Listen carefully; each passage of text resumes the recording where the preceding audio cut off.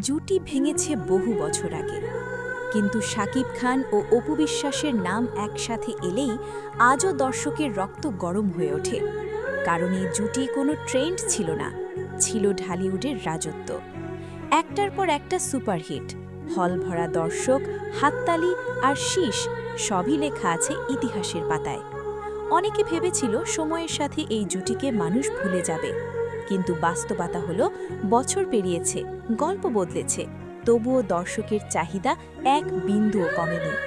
আজও মানুষ অপেক্ষায় আরেকবার পর্দায় একসাথে দেখার জন্য, আরেকবার সেই আগুন ঝরা রোম্যান্স, আরেকবার ঢালিউড কাঁপানো কামব্যাকের জন্য। যেদিন শাকিব খান ও অপু বিশ্বাস আবার এক ফ্রেমে ফিরবে, সেদিন শুধু সিনেমা মুক্তি পাবে না, ভেঙে যাবে রেকর্ড, থামবে না হলের গেট, আর লেখা হবে নতুন ইতিহাস। কারণ কিছু জুটি আলাদা হলেও শেষ হয় না, তারা ফিরে এলে ঢালিউড কেঁপে উঠবে।